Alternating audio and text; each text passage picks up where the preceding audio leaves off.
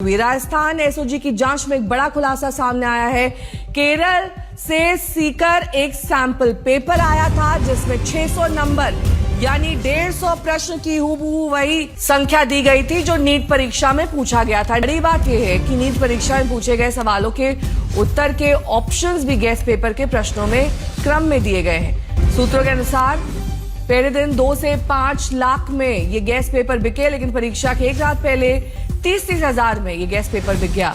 SOG का कहना है कि हिरासत में लिए गए लोगों के मोबाइल में मेनी टाइम फॉरवर्डेड का ऑप्शन आ रहा है, यानी ये बहुत लोगों तक पहुंच गए हैं। शरद, इस बात की कितनी संभावना लोगों की थी कि यही गेस्ट पेपर एक्चुअल पेपर में आने वाला है और यही वजह था कि पहले से इसकी खरीद फरोख्त होने लगी?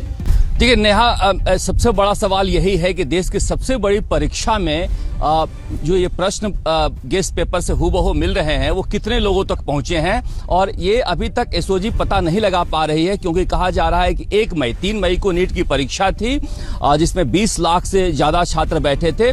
1 मई को राकेश मंडारिया एक काउंसलर है सीकर में, जो छोटा सा एक एमबीबीएस कराने का एक टेलीफोन बूथ जैसा खोलकर बैठता है, उसके पास आता है। केरल से एमबीबीएस कर रहा है एक लड़का चूरू का, वो भेजता है कि दक्षिण भारत में ये गेस्ट पेपर बिक रहे हैं और कहा जा रहा है कि यहीं से नीट के सवाल आएंगे। वो आगे भेजता है, उसके बाद धड़ाधड़ कई कोचिंग संस्थाओं में ये पेपर घूमते हैं।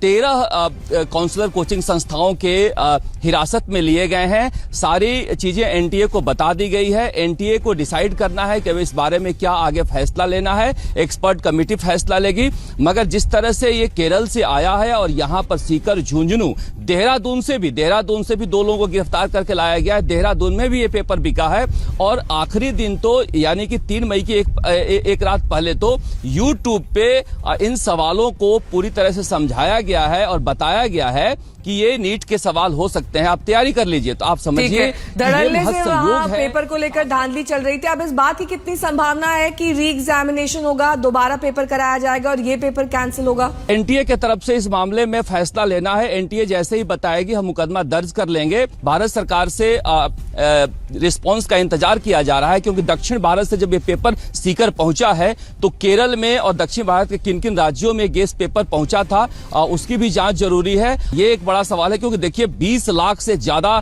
छात्र बैठे थे। दुनिया की सबसे बड़ी परीक्षा है ये, और पिछली बार भी यही हुआ था। सुप्रीम कोर्ट को कहना पड़ा कि कुछ एक जिलों में हुआ है इसलिए हम पूरे पेपर को कैंसिल नहीं कर सकते और कुछ एक जगहों पर परीक्षा कराई गई। 2024 में भी यही हुआ था। तो ये एक बड़ा सवाल उठ रहा है कि क्या एनटीए ने जिस तरह से परीक्षा को संचालित किया है वो कहीं से लीक हुआ है या महज संयोग हो गया है। परीक्षार्थी जो हैं इस खबर से काफी संशय में है, अभिभावक परेशान है, क्योंकि खून पसीना लगाकर छात्र मेहनत करते हैं, गार्जियन मेहनत करते हैं, इसलिए सभी लोग नुकसान उन छात्रों का है दरअसल शरद, जिन्होंने फेयर मींस ये एग्जाम दिया था। बाकी उन्हें धांधली का भी मालूम नहीं होगा कि आने वाले वक्त में इस तरह की क्राइसिस हो सकती है।